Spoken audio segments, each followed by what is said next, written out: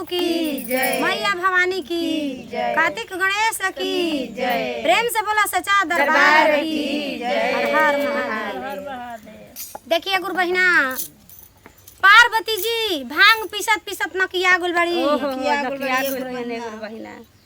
देखी जोड़ी बनावेलन भगवान लेकिन बनावे ना आवेला तो देखी पार्वती जी के ऐसन जोड़ी बनावले बड़न कैसे बनल बाने गुरु बहिना कि ऊ दुनिया के मालिक हो गल बड़न जय हो आ दुनिया के रखवैया बड़न बाड़न अब की बड़ा पार्वती जी के जार बर्दाश्त नहीं खे बहुत जार देले बड़े गुरु बहिना जार के जार में तो उनकर का बाटे आ तब भंगिया पीसे वाला जय आ गांजा मोले वाला चिलम बोझे वाला हो जार बा गुरु बहिना कहतड़ी कि दुनिया चूल्हा चौकी क देता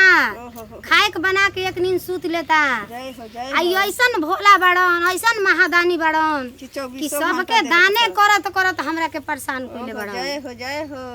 कहतड़ी कि जब तक ई नासा में नहीं है तले केहू के कुछ देबो ना करी है जय हो ऐसे कि ऐसे तो कहिए कि फलानी घमंडी बड़ी चिलानी घमंडी बड़ी कुछ ना दे जबे गांजा चढ़ावेलन तबे दान करेलन नासा में बुझाला ना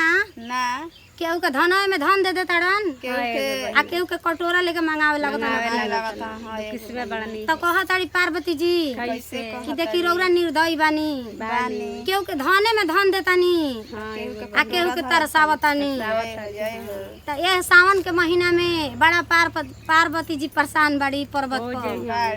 कहताड़ी कैसे अरे भोला जी पर्वत पर मड़ाई लगवले